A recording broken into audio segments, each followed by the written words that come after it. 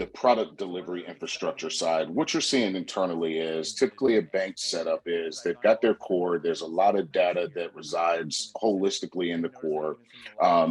Most traditional community banks have different lines of business. They've got consumer, maybe small business, and probably commercial, right? And so they're all working as independent business units within the bank. Oftentimes they have their own GL, but on the product delivery side, there's limitations because that consumer business unit is using one piece of technology or multiple pieces of technology where all of its data and transactional information resides. And the same would be respective to small business and commercial. Where it becomes a bit cumbersome is none of those business units really have an ability to speak to each other. So the experience for a customer becomes disjointed because if they were to walk into a traditional community bank branch, what you would see is they'd begin in kind of the retail sector. They'd be pushed up possibly to the second floor to speak to a commercial loan officer or a small business banker if they needed to do business with the other business units, because obviously that retail or consumer business unit cannot access the level of information that the small business or commercial can. Why? Because they're using different technology or the data resides somewhere.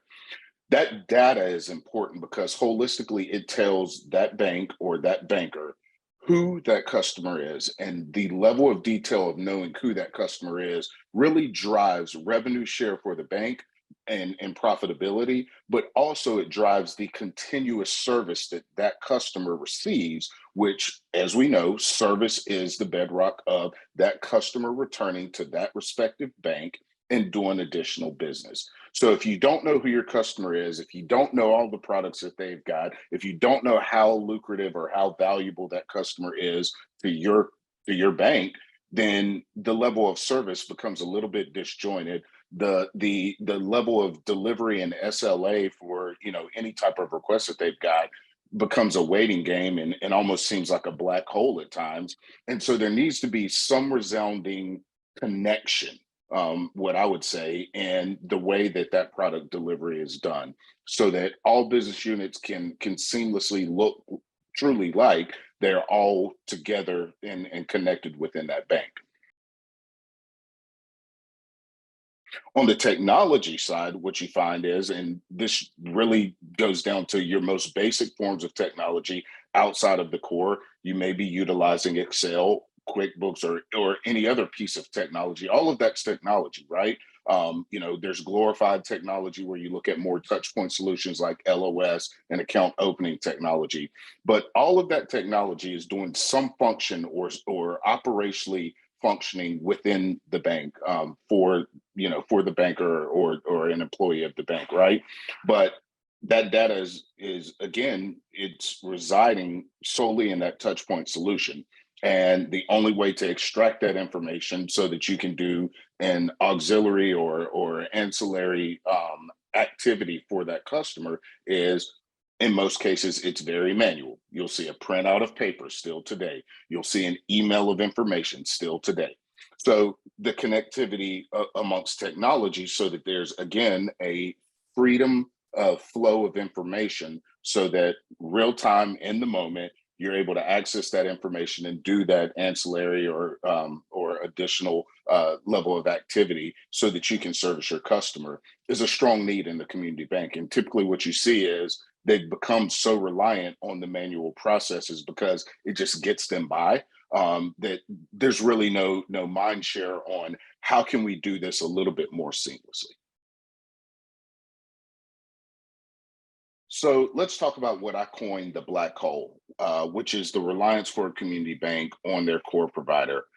We all know that the core provider is the system of record. It's the warehouse of the traditional data, but there's also a level of activity, transactional activity that's done, whether it be onboarding clients. You often see it in the small business and merchant space where you're actually onboarding products, where there's information that's pushed to their core provider. And then it's the level of connectivity stops.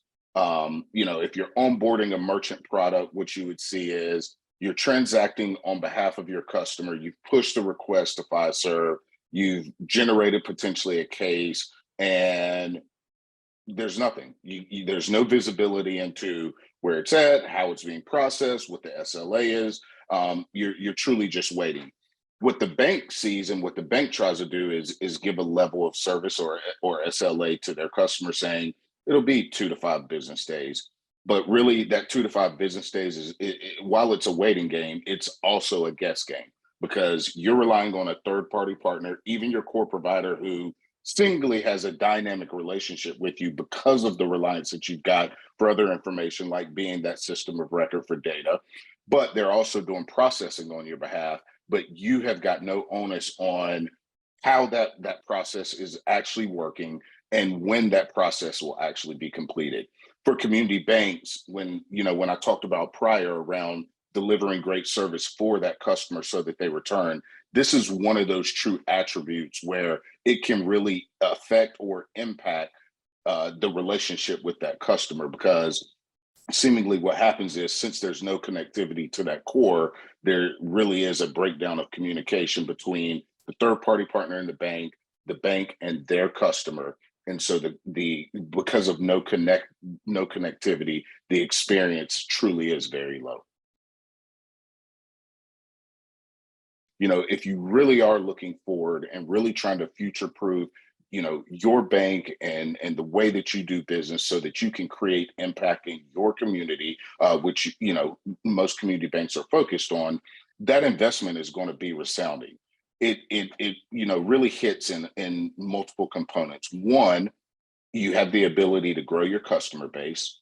Two, you have the ability to offer more products, which in turn also assist in growing your customer base.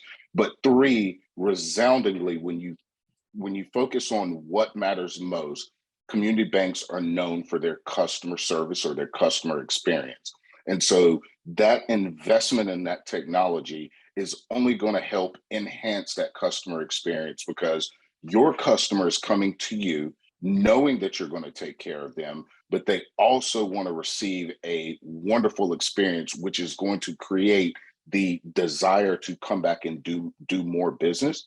And it's what they're going to remember, right? They know that community bank, they know where that community bank's located, but they're going to remember that experience, and that's what's going to drive them to want to come back.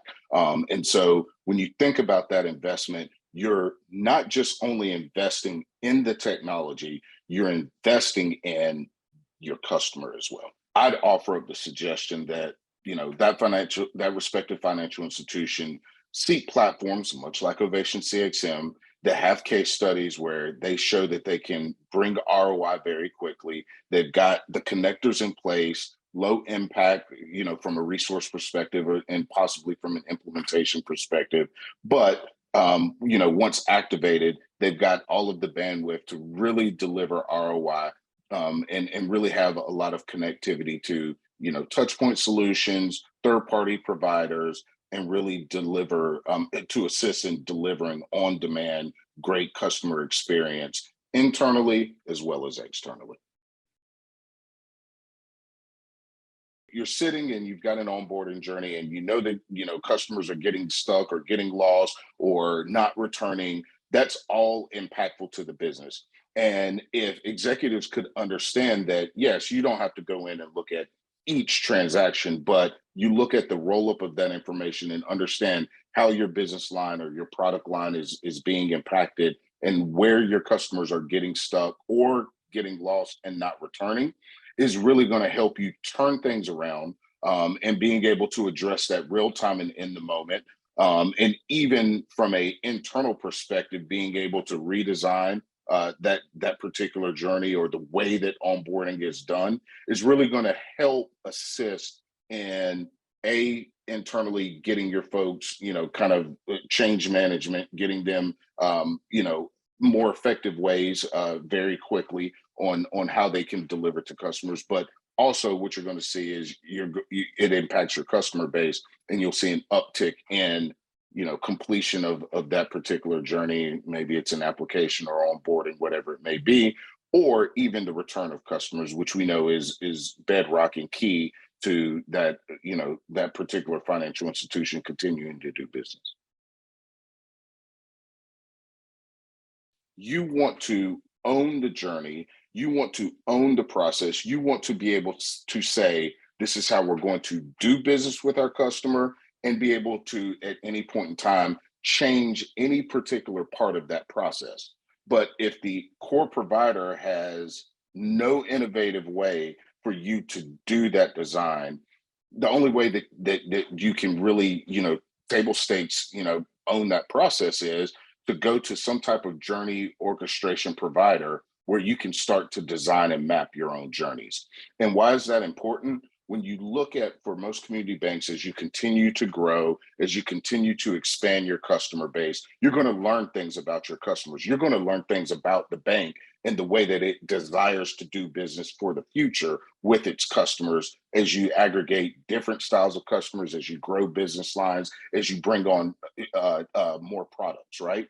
And so for a community bank, as you begin to grow, you want to be able to design your own destiny or your own journey for your customers, for yourself, for your products, and for your business lines. Journey orchestration can help deliver that great experience because it is going to give any bank a viewpoint on where that employee is getting stuck, where that product may not be working for the employee to assist that customer in any level of service or at any particular time during that journey, from onboarding all the way through servicing. You'll be able to know where your employees are having stop gaps or hurdles in the way that they do business with their customer. And why is that important? Again, if the employee sees these stop gaps and can do nothing about it, and journey orchestration, especially with Ovation CXM's journey mapping, will help you give real-time insights in the moment and actually have the ability to go in and make those changes on the fly when necessary. You then impact the employee in a more positive way. Their job becomes easier. The customer is happier because that employee is giving great service to them. And then in turn, your customer is going to come back. Your customer is then going to go out and help self-market your bank, which is going to help you grow your customer base. And even for support teams, or even at your contact center, if they've got visibility into your third-party systems and are able to address, those stop gaps or where there are breakdowns or SLA issues, if you have visibility into that, then again, that impacts the way that your employees are able to interact when they've got those service calls, but also it impacts your customer base as well. So we all know that every financial institution is building an ecosystem. They're utilizing partnerships with various vendors and tech partners to grow this ecosystem. What I've heard out in the market is the ecosystem is great for doing what it needs to do. Each particular piece of technology or each vendor is affecting some component of the business or assisting in tackling some hurdle and providing, technology for it. Where the ecosystem provides a headache to most financial institutions, and what I hear from a lot of CTOs and CIOs, is the ecosystem does not aggregate itself in a connected way. So you've got third-party systems here, you've got technology partners here, none of them talk together. So seamlessly, while they're all doing their individual compartmentalized functions, the greater holistic viewpoint is there's no visibility and no share of data. And why is that all important? When you take all of those in kind of this rainbow effect and you come to the top, this is where the customer resides at the top and where the business resides. And because there's no connectivity as you go down the stream, it becomes a little bit harder to access information. The experience internally is there could be a swivel chair. If one piece of technology for some reason, becomes broken or is out of service, it can impact the business. When you've got a wrapper around this ecosystem where there is a level of connectivity, what that does is it provides a more well-rounded experience. And from a digital experience that is impactful to the customer, as the customer does business digitally with the bank, also for the employee, for every single employee within the financial institution, that connectivity gives a more holistic experience because less is more.